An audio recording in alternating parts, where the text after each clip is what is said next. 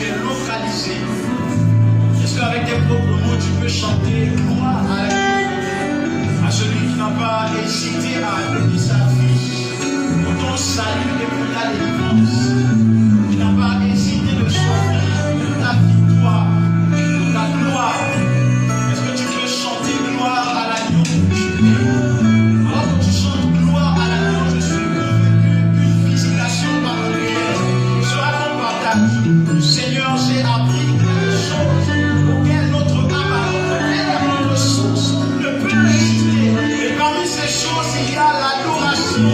Je me souviens de cette histoire, le premier livre de Chroniques, alors qu'ils étaient en train de lui sanctifier le temple, alors qu'ils étaient en train de le dédicacer. Ils sont entrés dans une promotion d'adoration qui consistait à offrir, qui consistait à donner. Et la Bible déclare qu'il y a une dimension de gloire qui est descendue, de sorte que même les adorateurs qui étaient sanctifiés, même les sacrificateurs qui étaient sanctifiés, ont fui le temple, car il y avait une gloire de Dieu sans pareil qui était descendue de Jésus. Alors quand tu adores, alors quand tu t'offres ce matin, alors quand tu adores l'agneau, il y a une gloire de Dieu qui descend dans l'endroit où tu es. Il y a une nouvelle mesure de grâce, une onction qui vient affecter ta vie, une nouvelle mesure de grâce, une onction qui vient localiser ta vie.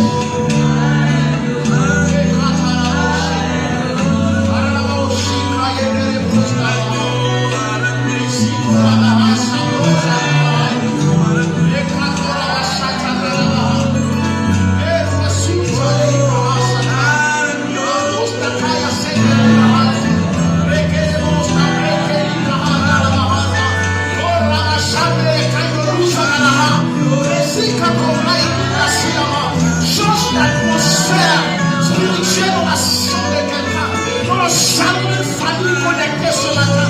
Change l'atmosphère. Je prie pour que la gloire descende et la gloire de Dieu affecte la vie de quelqu'un ce matin. Et la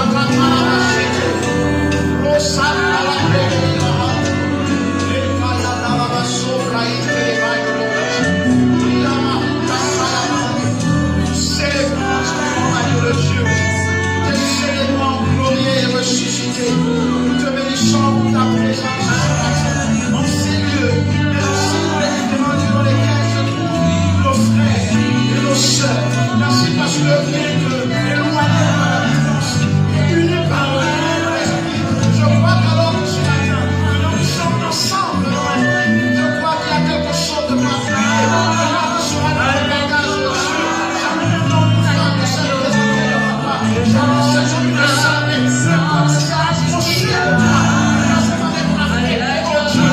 Souviens de ta gloire qui est descendue. Alors que tu es assommé à la chambre de Dieu. Merci parce qu'on a dit ce matin. Merci parce qu'on a dit ce matin. Nous te célébrons pour ta grâce. Nous te célébrons pour ton amour. Abachade les braillots. Les kababababachade les kasobariabas.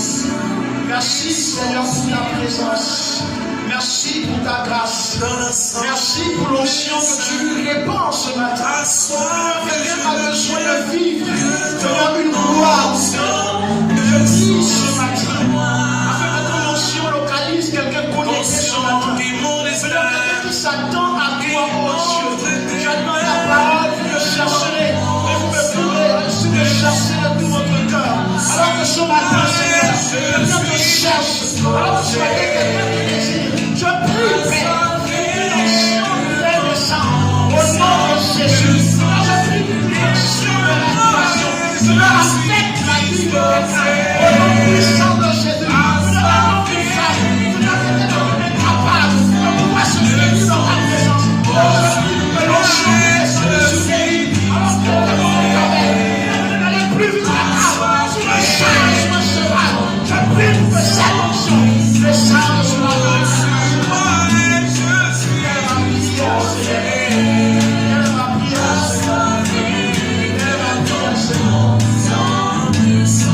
Alléluia.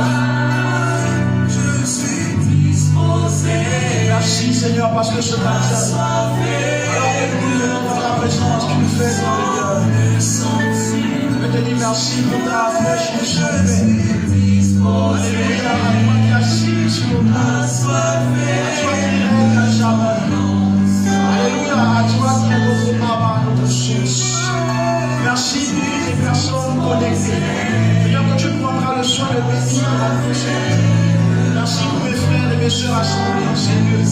Seigneur, merci parce que ton onction n'est pas, oh Dieu, limitée par l'espace, par le temps. Je crois, oh Dieu, selon qu'il est écrit que si quelqu'un parle, qu'il parle en annonçant les oracles de l'Éternel. Merci parce que ce matin, je ne me tiens pas pour apporter une homilie, mais je me tiens pour apporter des oracles, une parole inspirée qui vient répondre à un besoin, oh Dieu. La Bible dit tellement, Seigneur, à ce sujet que dans leur détresse, ils prièrent à l'Éternel, et l'Éternel envoya sa parole. Seigneur, je refuse d'apporter une parole qui ne puisse pas correspondre à un besoin ce matin, mais je désire apporter, pousser par ma vie, selon que l'Éternel Père. Seigneur, une parole qui vient, oh Dieu, changer quelque chose dans la vie de quelqu'un, qui vient propulser et bénir quelqu'un. Laisse en ce que ton onction à nouveau me soit communiquée. Et je te promets de rendre gloire à ton nom, alors que tu te seras encore manifesté au travers de tes livres, oh Dieu, au travers de ton toucher et de ta sainte main. Merci parce que tu le fais ce matin. Je déclare en ton nom ce matin que ton règne est établi en ces lieux et que rien, oh Dieu, dans les cieux, sur la terre et sous la terre, ne pourra s'opposer à l'accomplissement de ce que tu as résolu pour ce jour. La gloire, la louange, l'honneur, la majesté te reviennent. C'est au nom de Fils de Jésus que je viens de prier. Est-ce que tu peux me prêter ta main afin d'acclamer le Seigneur là où tu es? En famille, en chambre, en famille. Celui qui est digne de recevoir la louange, force, puissance et majesté. Celui qui était mort, il est ressuscité, le pionnier dans les morts, le lion de la tribu de Juda, le résurrecteur de David. Avec il était mort, il est ressuscité, il vit, il règne à jamais. Et Dieu entre sa main les clés de la mort. Et le siège au courant, à lui soit la gloire ce matin. Alléluia. Dans l'ancien sur moi. Merci Saint-Esprit. Merci Saint-Esprit. Que le Seigneur nous bénisse. Merci au groupe musical, au groupe de louanges. Que le Seigneur nous bénisse. Que le Seigneur vous bénisse, vous tous qui êtes connectés, qui êtes assemblés avec nous ce matin. Que Dieu vous bénisse là où vous êtes. Que la grâce de Dieu puisse vous localiser. Je crois, je suis convaincu ce matin, selon que Dieu le veut, que tu seras béni. Parce que Dieu m'a envoyé ce matin pour te bénir. Dieu m'a envoyé ce matin pour parfaire ta joie. N'a-t-il pas dit que tout ce que nous demanderons au Père en son nom, cela nous sera accordé afin que notre joie soit rendue parfaite. J'ai découvert qu'il y a des choses qui ont le pouvoir d'enlever notre joie, de la rendre imparfaite. Mais Jésus déclare de demander. Et ce matin, Dieu te demande de demander parce qu'il veut rendre ta joie parfaite. Alléluia. Que Dieu nous bénisse, que Dieu nous bénisse. Que Dieu nous bénisse. J'aimerais dire merci au Seigneur pour la grâce, pour le privilège que d'être parmi vous. Nous avons été tant isolés, dû à cette période de crise et de confinement, et Dieu me fait la grâce de pouvoir à nouveau me tenir sur cette chair sur laquelle je m'étais tenu pour la dernière fois au mois de février.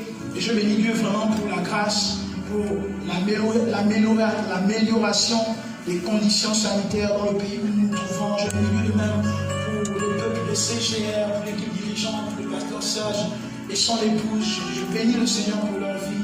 Et je remercie encore Dieu pour cette opportunité. Ce matin, le Seigneur m'a mandaté pour bénir quelqu'un comme je le disais.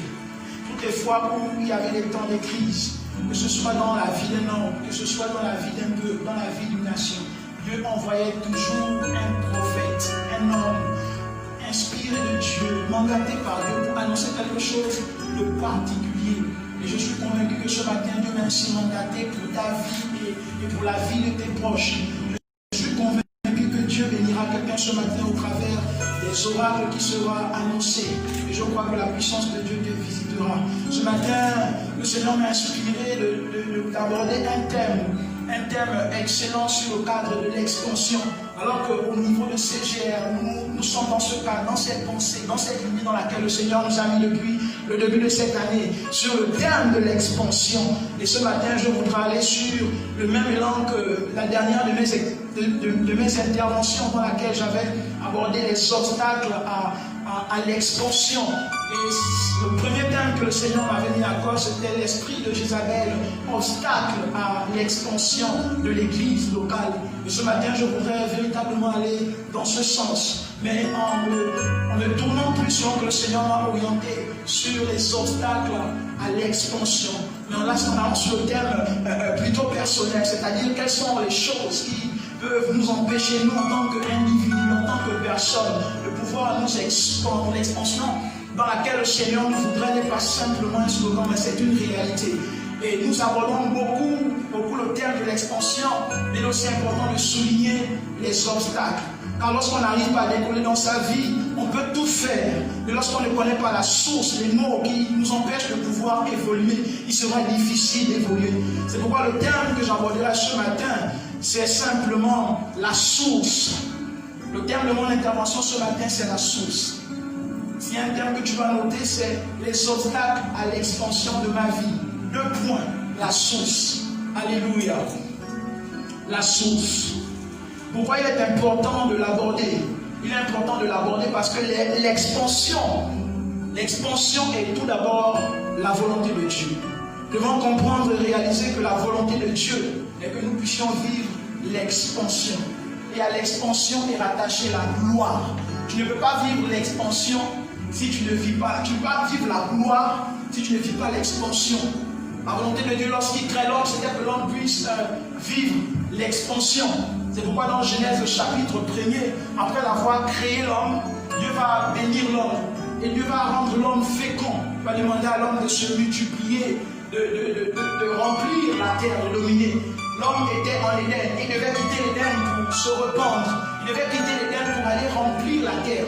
Là était le mandat de Dieu. Ça voudrait dire qu'il devait quitter un point pour saturer tout l'espace dans lequel le Seigneur l'avait mis. Nous comprenons initialement que la pensée de Dieu pour sa création, pour sa créature, est véritablement l'expansion. C'est pourquoi lorsque je trouve des personnes qui vivent des situations qui les empêchent de prendre leur envol dans la dimension financière, dans la dimension professionnelle et émotionnelle, je suis dérangé parce que je ne suis pas convaincu que ce soit la volonté de Dieu. Très souvent, on nous dit que la maladie peut être la volonté de Dieu, mais je ne crois pas trop à ces choses. Pourquoi sinon serait mort Jésus sur la croix de Golgotha? Que quelqu'un dise avec moi expansion. Alors je disais, Dieu veut que nous puissions vivre l'expansion. Dieu veut que nous puissions vivre la gloire. Genèse 11 le dit.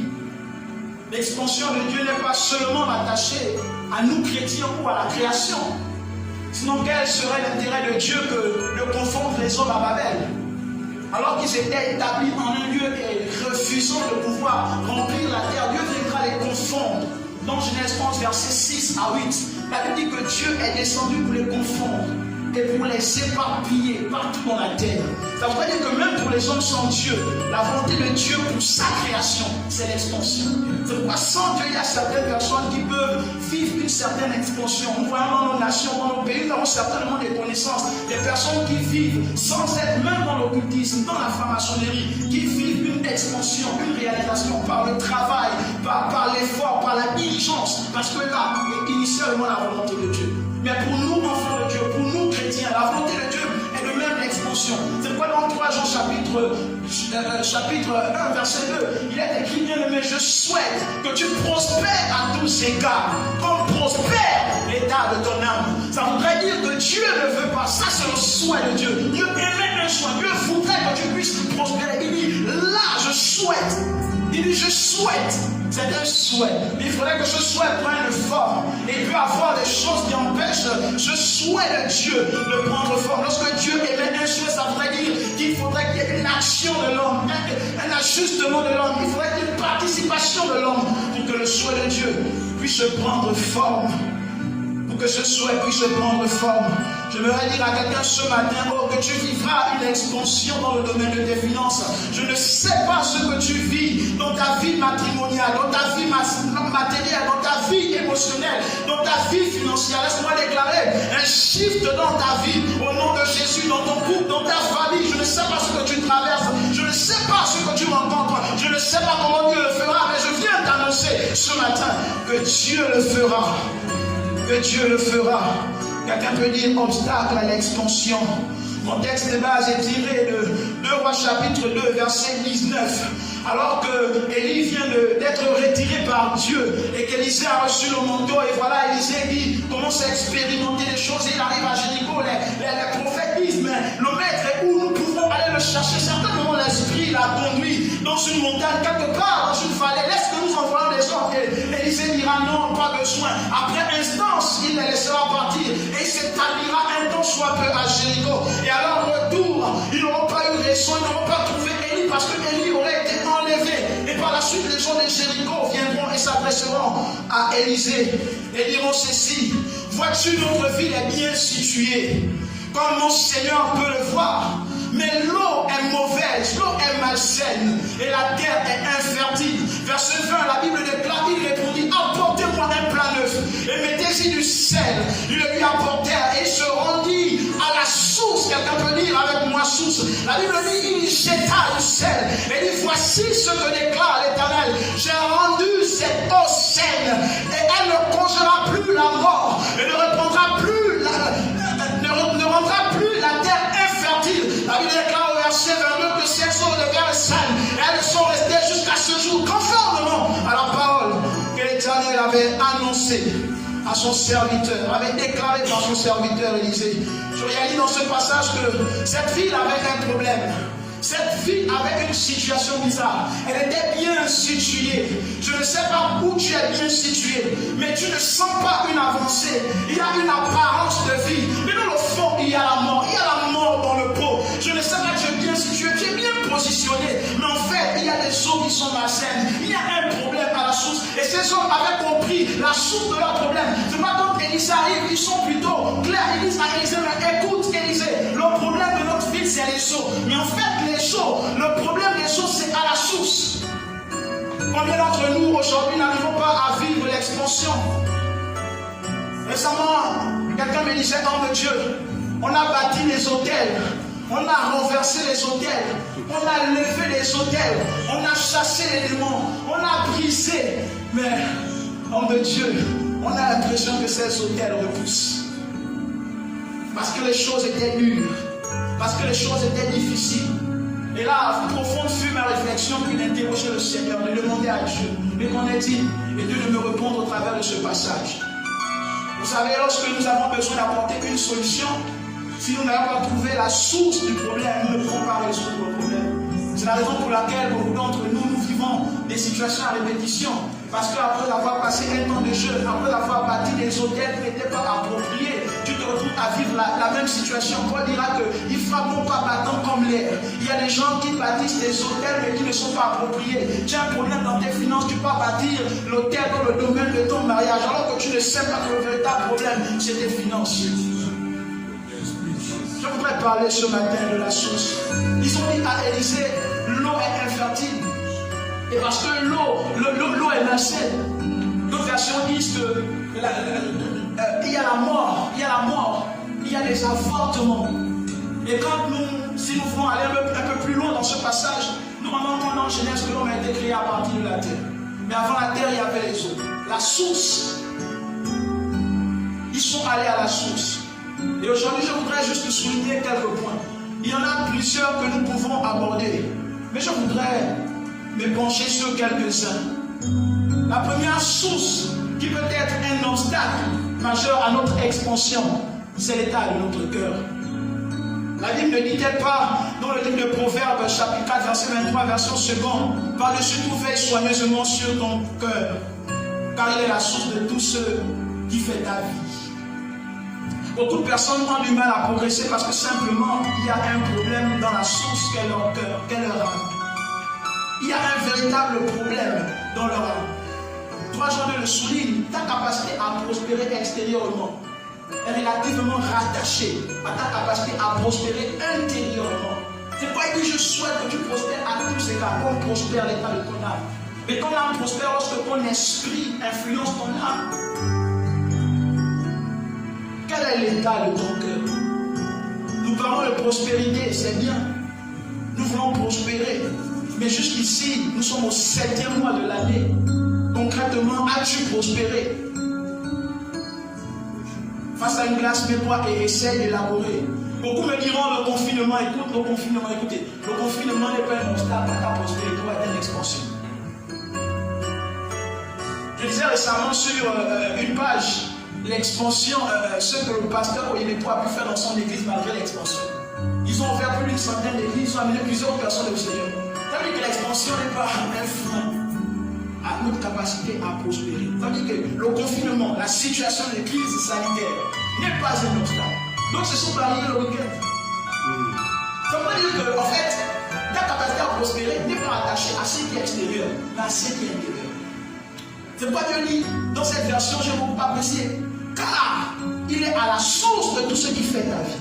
Ça veut dire que si tu veux regarder ta vie, ton niveau aujourd'hui, prends le soin de regarder, de te regarder dans une classe et d'être honnête avec toi-même. La vérité, c'est que souvent, nous vivons dans l'apparence. Souvent, nous vivons dans l'apparence. Je ne parle pas d'une erreur, je ne parle pas du fait de tomber, mais je parle de ce que nous prenons le soin de constamment entretenir dans notre cœur. La Bible dit que c'est ce qui fera notre vie, c'est ce qui fait notre vie. La véritable prospérité commence toujours à l'intérieur et elle se manifeste à l'extérieur. Un homme de Dieu a dit pourri les dents, pourri dehors, propre des dents, propre dehors. Alors si tu veux prospérer, la chose qui peut être un obstacle à toi, c'est ton cœur. Qu'y a-t-il dans ton cœur? La Bible dit, heureux ceux qui ont le cœur pur, car ils verront Dieu. Quel est l'état de ton cœur aujourd'hui? Là est la question que tu dois te poser. Qu'y a-t-il dans ton cœur? Qu'y a-t-il dans ton cœur? Qu'y a-t-il en toi? Joseph a pu prospérer parce qu'il avait quelque chose de bon dans son cœur. Au-delà des douleurs infligées par ses frères, au-delà des situations vécues dans la maison de Potiphar, au-delà de l'oubien tant soit peu de l'échanson et du panétique, Joseph a su garder son cœur malgré toutes ces situations troubles. Et par la suite, il a vécu une expansion. C'est pourquoi dans Genèse 45, verset 13, il dira à ses frères, allez-y, il dira mon père, ma gloire en Égypte, ma gloire, parce qu'il a su garder son cœur, il a su le protéger. La Bible dit dans le livre de Matthieu chapitre 12, l'homme tire de bonnes choses de son cœur, il tire des bonnes choses de ton cœur. L'homme mauvais aussi tire des mauvaises choses. Le fruit n'est pas différent de la source. Qu'y a-t-il dans ton cœur aujourd'hui? Est-ce l'envie? Est-ce la convoitise? Est-ce la malice, la rivalité, la compétition ou encore la jalousie? Souvent dans l'église, tu as vu qu'ils sont aujourd'hui habillés comme ça. Tu dis, je dois aussi avoir la même tenue en fait. Quelle est la source de ce genre de pensée? Et nous réalisons qu'il y a des véritables problèmes au niveau de nos cœurs. Et il serait important de revoir. Vous savez, les hommes sans Dieu peuvent prospérer, mais nous, avec Dieu, pour prospérer, nous avons obligation de suivre les principes et les lois. C'est pourquoi dans Matthieu chapitre 6, verset 33, il est écrit, cherche premièrement, cherchez par-dessus tout le royaume des cieux. La deuxième chose est sa justice. Et elle dit quoi? Et toutes choses sont venues par-dessus. Et toutes choses là, vous voyez quelques passages auparavant, on parle du vêtement, on parle de tout ça. On parle de la gloire de Salomon. En fait, si tu veux vivre cette gloire de Salomon, tu dois appliquer les lois du royaume. Si tu en fais le choix de suivre Jésus, tu dois te soumettre à ces lois si tu veux prospérer. Celui qui n'a pas Jésus peut vivre comme il veut. Il peut travailler, il peut se battre, il peut s'en sortir. Mais toi, avec Jésus, tu peux tout faire. Tant que tu n'es pas sur les lois, sur les principes, en conformité à ces principes, à ces lois, tu ne pourras pas prospérer. Parce que Dieu sera un obstacle à ta prospérité et à ton expansion. Qu'y a-t-il dans ton cœur? Qu'y a-t-il dans ton cœur? C'est la première des choses. Et Proverbe 4 dit, faites par-dessus tout soigneusement. Aujourd'hui, nous voulons, mais qu'y a-t-il dans nos cœurs? Et s'il y a quelque chose dans ton cœur, prends le soin de te mettre devant Dieu. Prends le soin d'implorer la grâce de Dieu. Il peut arriver qu'il y ait des choses, un temps soit peu. Je me souviens que l'homme qui est appelé l'homme selon le cœur de Dieu, un temps soit peu, il y a eu des pensées compliquées dans son cœur. Il a organisé un temps soit peu des meurtres, il a organisé des choses. Mais par la suite, il s'est repenti. C'était quelque chose de ponctuel. Mais qu'as-tu gardé dans ton cœur jusqu'ici? Qu'as-tu entretenu dans le jardin secret jusqu'ici? Tu pourras monter, tu pourras descendre, tu pourras prier, tu pourras gêner, dresser des autels, faire des offrandes. Tu pourras recevoir toutes les impositions de main qu'il faut. Mais tu ne prospéreras jamais si ton cœur n'est pas pur et droit devant Dieu. Le deuxième point que je voudrais souligner avec nous, c'est effectivement les croyances. Les croyances sont ceux qui font ce que nous sommes, ou encore ce que nous deviendrons. Lorsque nous parlons de croyances, nous parlons de choses auxquelles nous croyons. Dans certains pays, on croit par exemple aux fantômes. Certains croient à ce genre de choses. D'autres ne croient pas à ce genre de choses. D'autres croient par exemple qu'un esprit inculte ou succube pourrait l'empêcher de se marier. D'autres ne croient pas à ce genre de choses. D'autres croient que la grâce de Dieu est tout suffisante pour eux pour les rendre prospères. D'autres aussi ne croient pas à ces choses parce qu'il faudra appliquer les principes de la prospérité. Ça veut dire que ce que tu crois détermine ce que tu deviendras. Tu peux monter, tu peux descendre. Ce que tu crois détermine ce que tu deviendras. Et ce que nous croyons est déterminé parfois par ce que nous écoutons constamment. Ce que nous écoutons constamment reste en nous ce que nous appelons des forteresses. Ces forteresses sont généralement des pensées qui établissent et qui limitent nos vies. C'est pourquoi nous devons faire très attention à ce que nous écoutons, mais aussi à qui nous écoutons. Il est très dangereux que de prêter son oreille à tout le monde, même dans la maison de Dieu. Parce que je me souviens dans le livre de Genèse que, en fait, c'est dans le jardin d'Éden que Ève a entendu une voix qui a conduit le monde dans le chaos dans lequel nous nous trouvons aujourd'hui. Même dans la maison de Dieu, avec un M. Nous devons faire très attention. Ta destinée est si précieuse. Tes oreilles ne sont pas la poubelle. Tes oreilles ne sont pas des poubelles. Ce que tu crois est déterminé par ce que tu écoutes, par ce que tu entends régulièrement. Les psychologues diront que nous sommes la somme des 5 personnes que nous écoutons le plus. Les études ont été prouvées dans ce sens. Qui écoutes-tu régulièrement? À qui t'exposes-tu? Ce que tu écoutes régulièrement va déterminer ce que tu es. Si tu penses que ta nation ne pourra changer que par ton jeûne et par ta prière, tu ne t'aligneras que sur le jeûne et la prière. Mais si tu penses aussi que ta nation ne pourra changer que par le jeûne, ne pourra changer que par le jeûne et la prière, mais aussi par le fait que tu te positionnes dans les sphères d'influence. Tu vas jeûner, tu vas prier, mais tu vas aussi te préparer pour aller dans les sphères d'influence, selon que Dieu t'a. Nous devons faire attention à ce que nous croyons. Les choses que nous croyons déterminent ce que nous devenons. Une servante de Dieu l'a dit, tes oreilles sont la porte de ta destinée. Tes oreilles sont la porte de ta destinée. Qui te conseille? La Bible dit que le salut, je suis dans Proverbe chapitre 11, que le salut se trouve dans le grand nombre de conseillers. Ce passage m'a énormément dérangé, parce que ce n'est pas tous les conseils qui font prospérer. Je me souviens de Simon qui va dire à Jésus, écoute s'il te plaît, ne pars pas, tu ne mourras pas. Et Jésus dira à son propre disciple, arrière de moi Satan. C'est choquant et c'est bouleversant. Mais c'est ce même Simon qui avait dit à Jésus, écoute, tu es le Fils du Dieu vivant. Ça veut dire que souvent même ce que nous pouvons prodiguer peut être empreint de liens d'âme. Et les liens d'âme sont des freins à l'accomplissement de notre destinée. Simon était tellement attaché à Jésus. Il ne voulait pas que Jésus meure. Mais il ne savait pas qu'il n'était pas dans la pensée de Dieu. Donc, j'ai ajouté ceci, j'ai dit, le salut se trouve dans le nombre de conseillers inspirés de Dieu. Parce que tu peux être sage et pas inspiré de Dieu. Simon était un peu sage, mais il n'était pas inspiré de Dieu. Il était sage, mais il n'était pas inspiré de Dieu. À qui prêtes-tu tes oreilles? À qui donnes-tu tes oreilles? Généralement, nous écoutons aujourd'hui, avec l'évolution de la technologie, il y a de tout sur Facebook. Aujourd'hui, on est tout tel homme de Dieu qui dit ceci, ça vient renverser quelque chose en nous. Demain, tel homme de Dieu, ça vient renverser. Et à un moment donné, on se retrouve un peu perdu, parce que nous ne sommes pas canalisés. Vous savez, même parmi les plus grands hommes de Dieu, il y en a certains que j'ai décidé de ne pas écouter. Il y en a que j'ai décidé de ne pas écouter. C'est un choix qui m'est personnel. Et j'ai mes raisons pour lesquelles j'ai décidé de ne pas les écouter. Nous devons faire très attention. Ce n'est pas tous les messages que tu dois écouter. Ce n'est pas tous les hommes que tu dois envoyer. Même homme de Dieu. Parce qu'il y a certaines onctions qui ne passent pas ensemble. Il y a certains messages qui viendront détruire ce qui est en toi. Ce n'est pas comme Dieu crée les hommes, il crée les animaux, il les crée selon leur espèce. C'est pourquoi ils créent les animaux selon leur espèce. On n'écoute pas tout le monde. On n'écoute pas tout le monde. Direct tu fais tout à côté d'un prophète, tu es là-bas. Direct tu fais sur la côté d'un prophète, tu es ici. Moi je sais plus où t'écouter. Tu écoutes, tu souris direct à la fin. Mais tu as besoin de délivrance. C'est une instabilité. C'est une instabilité.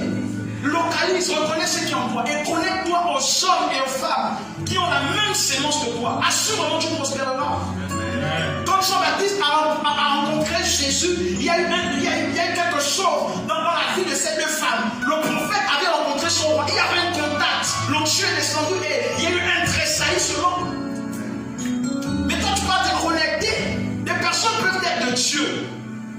Mais ce qu'elles ont en eux ne correspond pas avec ce que tu as. Alors ça va te tuer, ça va t'étouffer, ça va te détruire. Pourquoi? Parce qu'il n'y a pas de compatibilité.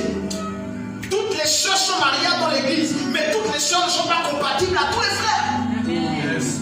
Les frères qui sont appelés à opérer dans une dimension de leadership, ils doivent pousser un certain type de sœurs qui ont été mandatées par eux avec un certain type d'esprit. Yes. Tu ne peux pas te connecter à tout le monde. Tu ne peux pas exposer tes oreilles à tout le monde. C'est ce qui fait que tu n'avances pas. Dieu t'a donné un thème, Dieu t'a donné une direction. Mais tu te retrouves dans un nom parallèle là, tu vas dans la direction contraire. Il est vrai que c'est Dieu, mais ce n'est pas la direction de Dieu pour ta vie. Et ce que tu écoutes va définir, va établir en toi quoi? Des forteresses, des raisonnements, des pensées. Une fois établies, automatiquement elles définissent ta manière de vivre. Elles définissent tes actes et tes actes traduisent ce que tu seras demain. Faisons attention à ce que nous écoutons. Faisons attention aux personnes que nous écoutons. Beaucoup de personnes s'exposent à tout et à n'importe quoi. Exposons-nous à Dieu. Très souvent, les personnes ont reçu de Dieu une parole. Et pas de bon conseil, mais ils reçoivent le contraire de la parole. Je ne comprends pas ces choses. Je connais que dans Proverbe, dans Job, chapitre 33, verset 14, il est dit que Dieu parle ce tantôt d'une façon et d'une autre. Dans le Saint-Esprit, j'ai compris que la première fois, Dieu parle d'une manière. La deuxième fois, il parle d'une autre manière. Mais la première fois, quand Dieu te parle, il parle pour t'informer. La deuxième fois, il vient pour te rassurer. C'est pourquoi Genèse, j'aurais pas dit en fait à Pharaon que si la chose est arrivée deux fois, ça veut dire que cela est arrêté. Mon frère, tu as écouté Dieu. On vient te dire au contraire. Tu te retrouves troublé. Est-ce que c'est Dieu même? Écoutez, si Dieu t'a parlé, la personne vers qui tu iras viendra naturellement te confirmer ce que Dieu t'a dit. Même quand tu rencontreras des prophètes. Pendant des temps de confinement, je suis rentré en contact avec un homme de Dieu. Et il me dit, mais mon homme de Dieu, qu'est-ce que Dieu dit? Et pendant que j'étais en train d'écouter sa voix, Dieu me dit qu'il est à la croisée des chemins. Et je dis, homme de Dieu, je vois que tu es à la croisée des chemins.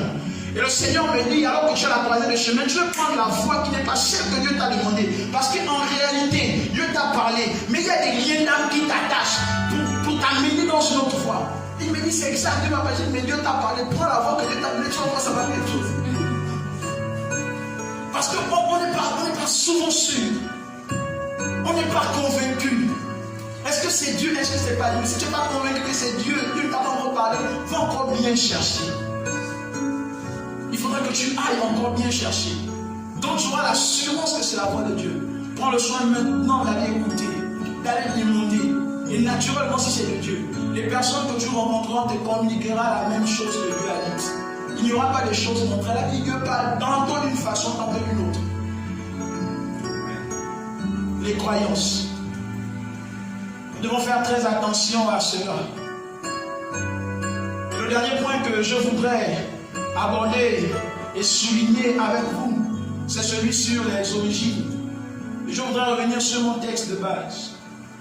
La Bible va dire que la source, la Bible va parler de la source. La Bible dira que la source était malsaine. La source était malsaine. Notre cœur peut être une source. Nos croyances sont une autre source.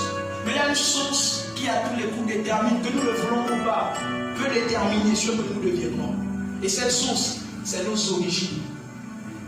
Et quand je parle d'origine ici, je parle de mon pays, je parle de ma famille. Qu'on le veuille, qu'on ne le veuille pas, nos familles, nos origines ont un impact sur qui nous devenons. Lorsque nous regardons la Bible, nous allons nous rendre compte d'une chose extraordinaire. Dans nos familles, et même dans la Bible, cela est souligné, il y a ce qu'on appelle les divinités. Je ne sais pas si ta famille a toujours été chrétienne, mais ce n'est pas le cas de la mienne. Et dans chaque famille, il y a souvent des divinités. Il y a souvent eu le fait qu'il y avait une femme qui n'arrivait pas à enfanter, qui allait contacter une connexion avec un esprit quelque part dans la forêt, un esprit quelque part dans les eaux. Vous demandez un enfant, vous demandez de la richesse. D'autres même sont partis dans le cadre de la protection. Mais ils sont entrés en connexion avec une divinité. Sans s'en rendre compte, beaucoup ont signé comme ça des alliances, des contrats. Qui fait qu'aujourd'hui, ils se retrouvent génération après génération à subir les choses. Parce que simplement, les origines parlent en leur défaveur. Vous savez, j'ai découvert que nous ne sommes pas seulement, nous ne devenons pas seulement ce que nous sommes parce que nous travaillons. Écoutez, vous pouvez travailler, vous pouvez faire tout ce que vous voulez. Je vous rendrai ce petit témoignage du docteur Ouéoula qui dira la chose suivante. Il y avait un homme de Dieu qui était très battant, très travailleur. Et cet homme de Dieu a bâti l'église, l'église a prospéré. Et il est tombé malade. Et quand il est tombé malade pour un laps de temps, ce qui s'est passé, c'est que son comité, son équipe dirigeante l'a destitué. Et il a abandonné l'église. La deuxième fois, il se lance à nouveau. Il part bâtir. L'église prend une certaine ascension, l'église devient stable. À nouveau, son conseil, son équipe dirigeante va à nouveau le destituer. La troisième fois, il change de ville. Il recommence. La même chose se produit. La quatrième fois, il en avait marre. Et là, il va rencontrer un autre homme de Dieu. Il dit, mais homme de Dieu, je n'arrive pas à comprendre. Je bâtis à chaque fois, ça prospère. Mais à chaque fois, je suis destitué. Et cet homme de Dieu lui demandera, ton père est-il vivant? Il dira oui. Il dit, que fait ton père? Il dira, mon père est chef coutumier. Et cet homme de Dieu regardera cet homme de Dieu et dira, et tu voudrais réussir comme ça? Ça voudrait dire qu'il y a des choses que nos parents ont établies, qui déterminent ce que nous venons. Écoutez, vous pouvez travailler. L'effort, le travail est biblique. Mais j'ai découvert que quel que soit l'effort que tu peux fournir, dans la mesure où ce qui est rattaché au monde invisible n'a pas été réglé, tu ne pourras pas prospérer. Je réitère, c'est quelque chose qu'il faudrait noter. Lorsque il y a une alliance, il y a une loi établie dans ta famille, quels que soient tes efforts, tant que cela n'est pas réglé, tu ne pourras pas prospérer. Ce que nous devenons n'est pas d'abord attaché à ce que nous faisons. Et quand nous regardons le livre de Romains, au chapitre 10, au verset 13, la Bible va parler de Isaac, mais aussi de Rebecca. La Bible dira que de plus, tel a aussi été le cas pour Rebecca, qui a eu des enfants d'un seul homme, notre ancêtre Isaac. Verset 11. La Bible dit que les enfants n'étaient pas encore nés et n'avaient donc fait ni bien ni mal, afin que le plan de Dieu subsiste conformément à son choix et sans dépendre des œuvres, mais de celui qui appelle. Quand il a été dit à Rebecca, l'aîné sera asservi au plus jeune. De même, il est écrit, j'ai aimé Jacob et j'ai détesté Ésaïe. Notre version dit, j'ai choisi. Ça voudrait dire qu'avant que Jacob et Ésaïe ne naissent, la divinité avec laquelle leur père était en connexion avait déterminé ce qu'ils deviendront. Ils n'avaient fait ni bien, ils n'avaient fait ni mal. Mais la divinité avait dit, bon, Jacob, le plus petit, il va dominer.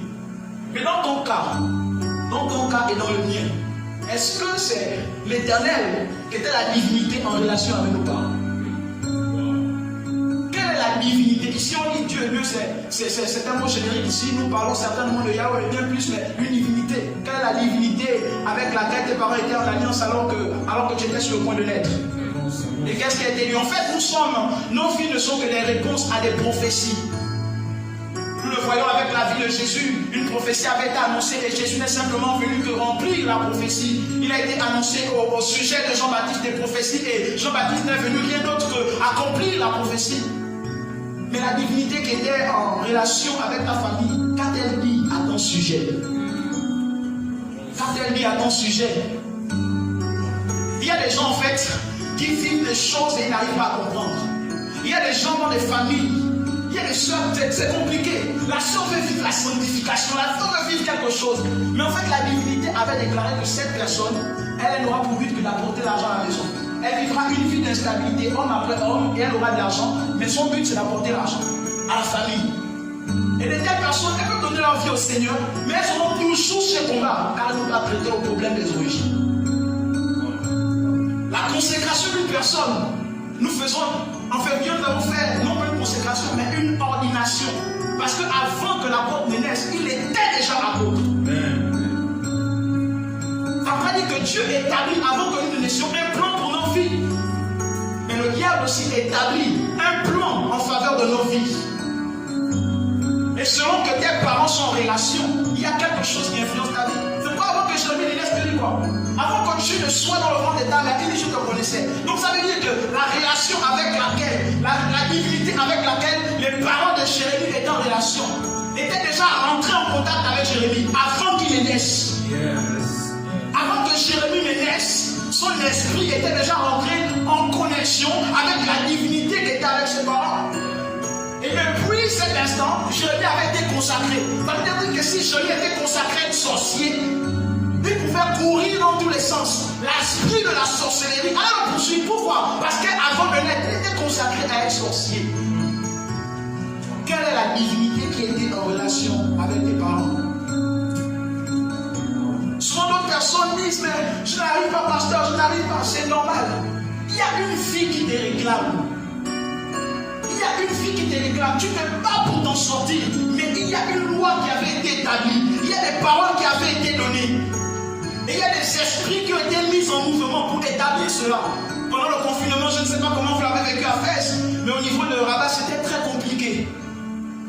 À 17h45, la police passait dans tous les coins de rue avec des barres pour dire écoutez, rentrez chez vous. Et jusqu'à 18h45, 20h, ils sillonnaient toute ta vie. Si tu t'es trouvé dehors, tu t'es mal barré. Le roi avait promulgué une loi et il y avait des sommes qui étaient là pour veiller à ce que cela s'exécute durant toute la période du confinement. Et il y en a de même de l'alliance. Lorsqu'une loi est établie dans une famille, la loi est promulguée suite à une alliance. Et lorsque cette dernière est établie, il y a des esprits qui sont mandatés pour veiller à ce que cette loi puisse s'accomplir dans la vie, génération après génération. Génération après génération. Et c'est là l'origine des réclamations. Mais je n'arrive pas à m'en sortir. Je ne sais pas. Mais pourquoi c'est comme ça? Non, mais il y a quelque chose que tu n'as pas traité. Pensez-vous que le problème de la famille de David était quelque chose de simple? Non.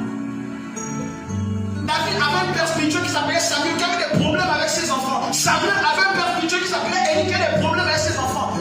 Wow. Ça fait que David aussi avait des problèmes avec ses enfants. Vous pensez que c'était simple comme ça? Et puis bon, il a prié Dieu? Non. C'était quelque chose qui était rattaché à l'autorité spirituelle de son père, qui est tombé sur son père, qui est aussi tombé sur lui. Il était victime de cela. Les sources. David n'était pas en alliance avec Dieu. David fait partie de ceux avec qui Dieu a dit je traite alliance avec toi. Mais David a eu ses problèmes. Au sujet de Lévi, c'était la malédiction sur la colère.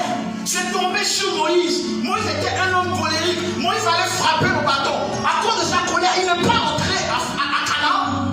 À cause de sa colère, Moïse se tenait devant Dieu. Mais à cause de sa colère, il n'est pas entré. Il n'est pas rentré. Mon cher, c'est pas parce que tu sais, quand je lisais ce livre de ce docteur, j'étais bouleversé par rapport à certaines choses. Des gens qui ont fait 40 ans dans le ministère, des gens qui ont une intégrité imparable, des gens qui ont un témoignage qui sont reconnus, et soudain, quelque chose qui ne sort de nulle part vient tout effondrer. Elle me dit que ce sont des hommes qui ont manqué de discipline ou qui ont vécu dans le péché. Je ne parle pas des temps de l'ancienne alliance, dans ces temps de grâce. Je ne crois pas à ces choses. Il y a des gens qui le vivent. Il y a des gens qui le vivent. Je suis en contact avec pas mal de personnes qui sont dans des temps troubles actuellement. Des personnes qui servent Dieu, dévouent de tout leur cœur. Mais actuellement, le diable est en train de tourmenter leur famille à un point que tu n'as pas été. Tout était stable. Et tout à coup, là, monsieur, tout à coup, tout s'est effondré. La famille est dans le chaos. L'homme de Dieu est bouleversé, il ne sait plus quoi faire. Bouleversé. Je ne parle pas des choses que je ne connais pas. Je parle des choses qui sont bibliques. Comment pourrais-tu prospérer dans la mesure où tu n'as pas réglé ce problème? Tu dis non, Dieu fera grâce. Si la mort de Jésus sur la croix de Golgotha n'a pas pu faire grâce à ta vie, penses-tu que tu pourras recevoir la grâce de Dieu encore un jour? Tu es né de nouveau. Dieu n'a pas pu te faire grâce par la mort et la résurrection de Christ Jésus. De quelle grâce par Dieu que Dieu fera? Il y a des choses qu'il faut prendre le soin de traiter. La prospérité, l'expansion que nous voulons dans chacune de nos vies n'est pas un accident. N'est pas un accident. Il y a des personnes qui investissent, qui se déploient, ça commence à fleurir et après ça tombe. Il y a d'autres qui rentrent dans des relations, ça commence à fleurir, après ça tombe. Il y a d'autres qui rentrent en couple, après ça commence à fleurir, ça tombe. Il y a d'autres qui commencent à prospérer dans le ministère, après ça tombe. Pensez-vous que cela est simplement normal? Pour le commun de mortel, oui, cela l'est. Mais pour ceux qui sont avisés, ils savent qu'il y a quelque chose. Pendant ce temps de confinement, Dieu m'a parlé. Et j'ai découvert que dans des personnes qui peuvent servir Dieu, tu peux monter, tu peux descendre. Tant que tu n'as pas réglé ce point, tu vas prier en langue, tu vas jeûner, tu vas faire les offrandes. Tant que tu n'as pas localisé la source de ton problème, et tant que tu n'as pas réglé, tu ne pourras pas prospérer. Même le grand Pierre a été réclamé. Simon, Simon, Satan te réclame, t'écrivait comme il faut non. Satan ne pouvait pas réclamer Pierre. Pierre n'était pas un nom donné par ses parents. Pierre était un nom donné par Christ. Alors le diable vient réclamer Simon. Le diable vient réclamer, il ne peut pas réclamer Pierre, il vient réclamer Simon. Il vient réclamer Simon. Souvent nos parents nous ont mis dans des problèmes. Isaac n'avait pas la révélation de qui devait recevoir l'héritage spirituel. Alors il donna à son fils le nom de Jacob. Ce nom l'a créé des problèmes toute sa vie, jusqu'à ce qu'il rencontre l'ange pour qu'il devienne Israël. Nos parents nous ont créé des problèmes. Ils nous ont créé des problèmes par manque de révélation. On t'appellera Jacob. Ce nom-là poursuivi toute sa vie. Mais pasteur, je n'arrive pas à m'en sortir. C'est un problème qui est relié à ton nom. Tu as besoin de délivrance. Tu as besoin de délivrance. Jabez, c'est la même chose. Il appartenait à Dieu, il était juif, il était juif. Mais il était dans un cas de pauvreté extrême. Seigneur, je ne comprends pas pourquoi ma vie, c'est les douleurs, les souffrances. Seigneur, et pourtant je prie, et pourtant je jeûne, et pourtant je me sanctifie, et pourtant je te sers. Et puis Dieu est en train de te regarder. L'ignorance des lois spirituelles qui régissent ta famille. Dieu est en train de te regarder. C'est simplement attaché au nom que tu portes. Simplement attaché au nom que tu portes. Tu lui as dit, mais je ne comprends pas. Je te suis fidèle. Oh Dieu est dans ta main, Dieu te regarde. Nabal, c'était la même chose. Ça m'a dit, il est comme son nom. Souvent les gens, quand tu les regardes, il est comme son nom. Des choses à comprendre. Il est comme son nom. Lorsque le diable veut accéder à ta vie, il y a ce qu'on appelle les portes. Ton nom peut être une porte. Ton propre nom. Ton Dieu veut bénir un homme. Il a changé. Abraham, c'était un père élevé. Un gars qui avait l'expertise, la richesse. Mais quand Dieu a voulu bénir Abraham, Dieu a changé le nom d'Abraham. Parce que toutes les fois où tu appelles une personne par son nom, tu appelles à l'existence et qui est attaché à ce nom. C'est pas toutes les fois où on disait Abraham, on appelait à l'existence la postérité qui reposait sur ses entrailles. À chaque fois, c'est pas Dieu a changé son nom. Toutes les fois où les gens l'appelaient Abraham, ils étaient en train de prophétiser père d'une multitude. Toutes les fois on l'appelait Abraham, on disait père élevé. Mais il était élevé sans postérité. Et là, Dieu change parce qu'à chaque fois qu'on l'appellerait, on sera en train de prophétiser et d'appeler à l'existence. Et c'est la méthode de Dieu. Appeler à l'existence les choses ne sont pas comme si elles étaient.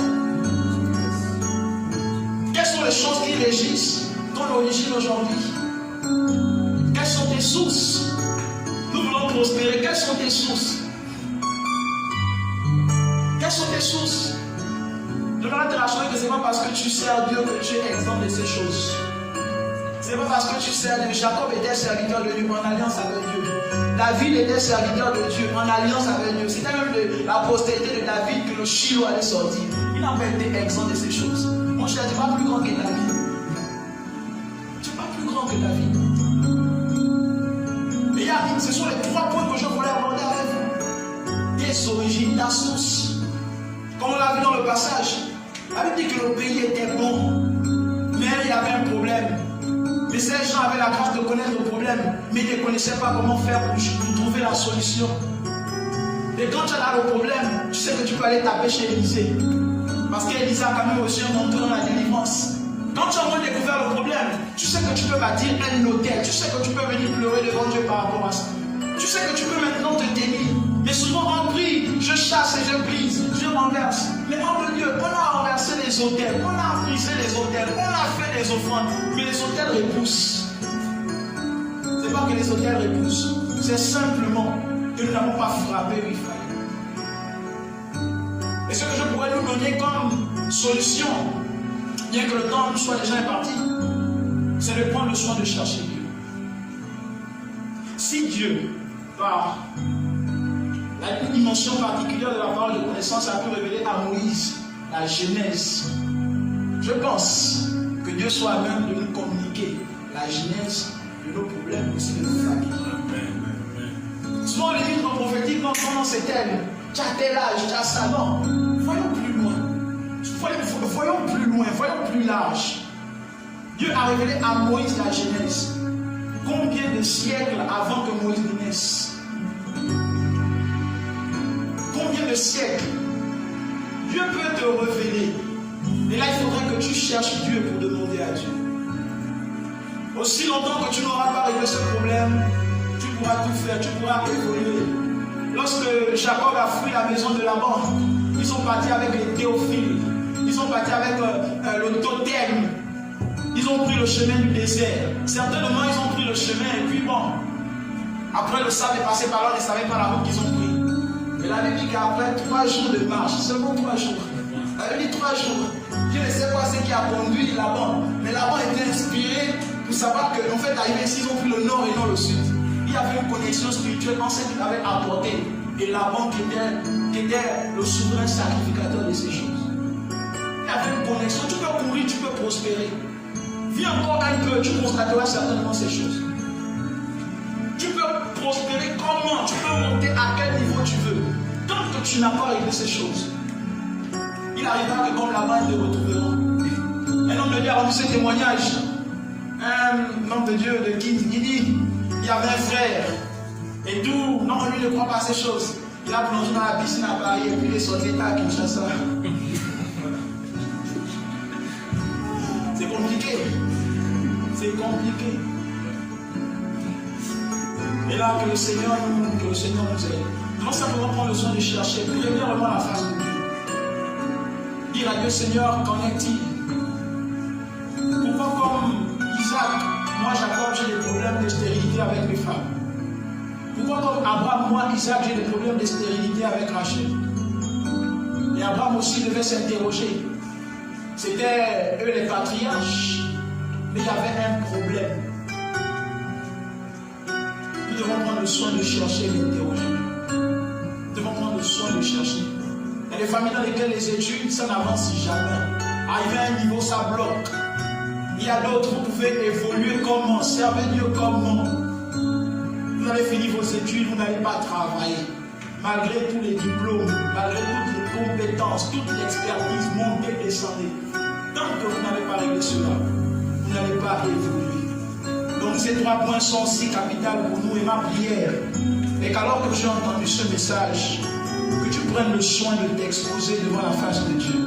Je ne sais pas ce que tu traverses, je ne sais pas ce que tu racontes, ce que tu rencontres. Je ne sais pas les choses auxquelles tu es fréquemment exposé. Mais je sais certainement que ces messages viennent répondre à une question. Et maintenant que tu as la réponse, ma prière est que tu puisses te mettre en marche. Que cela ne vienne pas simplement ajouter une connaissance de plus à ton savoir, mais que cela vienne toucher ton cœur pour changer quelque chose. J'aimerais que nous puissions nous lever un instant et que nous puissions prier le Seigneur notre Dieu, alors que je suis accompagné par le groupe musical. Que nous puissions prier. Que nous puissions prier, que le Seigneur puisse nous révéler. Que le Seigneur puisse nous révéler. Quand tu veux. Est-ce que tu veux commencer à prier le Seigneur? Commence à prier le Seigneur là où tu es. Là où tu es, commence à prier en langue.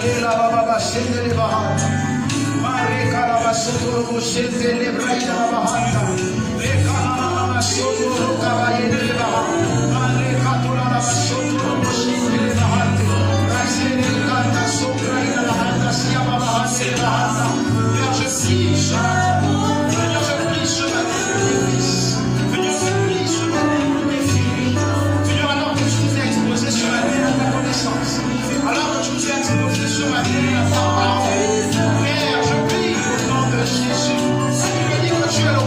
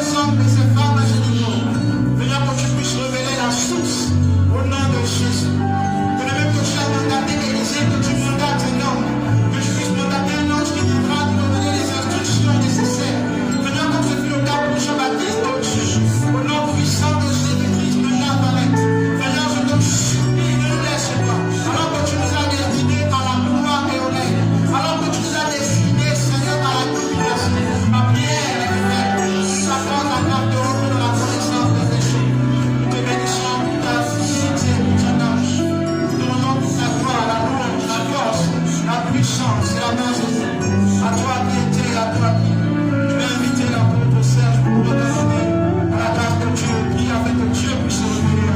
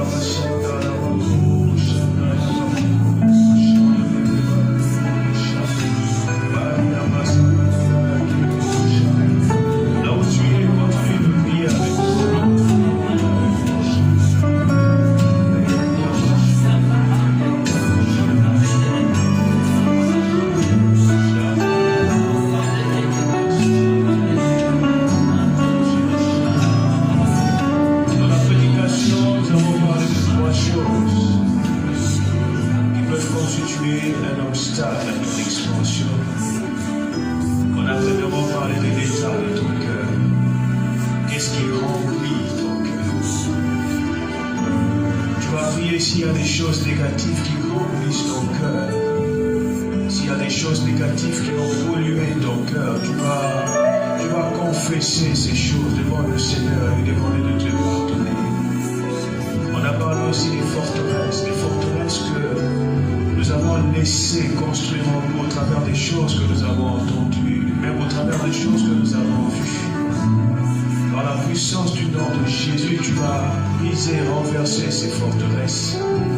La Bible dit que les armes avec lesquelles nous combattons ne sont pas charnelles, elles sont puissantes par la vertu de Dieu pour renverser les forteresses. Tu vas prier pour les renverser. Dans le nom de Jésus, nous prions. Prie le Seigneur, prie pour ton cœur. Le premier chantier, c'est ton cœur, toi, chantier. Prospère l'état de ton âme. Tu n'iras jamais au-delà de ton âme. L'état de ton cœur et l'unité de mesure de ta prospérité. Renverse les forteresses.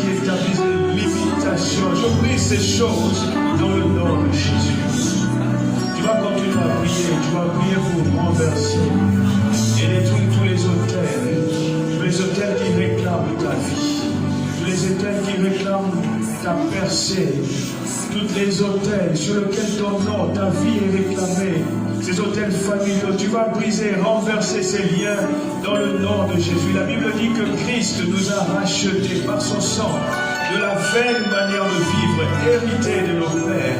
Tu as exercé ce pouvoir pour renverser tous ces autels dans le nom de Jésus.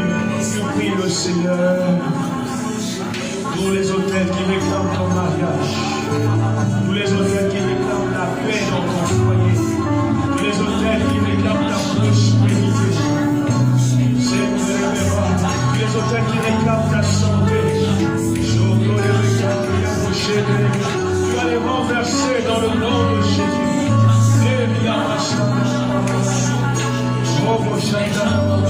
Renverse ces choses dans le nom de Jésus.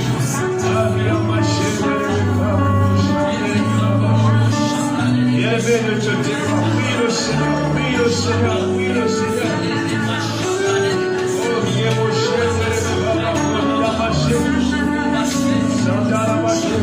La Bible dit que tout ce que nous lirons sur la terre sera lié dans le ciel. Dieu attend que tu poses des actions dans le domaine physique pour que le monde spirituel entre en mouvement. Mais il est temps que tu atteignes la taille que tu as prévue pour toi. Il est temps que tu atteignes les hauteurs, les sommets que Dieu a prévus pour toi. Renverse, brise tous les hôtels de limitation dans le nom de Jésus. Christ a payé le prix pour que tu sois libre. Christ a versé de son sang pour que tu sois libéré. Vous voyez que l'Esprit du Seigneur éternel est sur moi. Là, il va voir pour délivrer les captifs. Pour délivrer les captifs. Cette mission, Dieu l'a accomplie en courant sur la croix. Maintenant, il t'appartient à toi de te lever et d'entrer dans les choses que Dieu a prévues d'avance pour toi. Dans le nom de Jésus, refuse ce chose.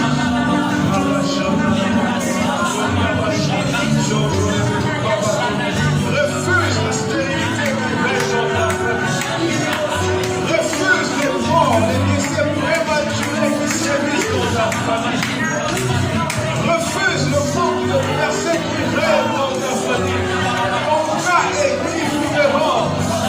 Ta vie est différente, elle est précieuse. Oh mon cher, dans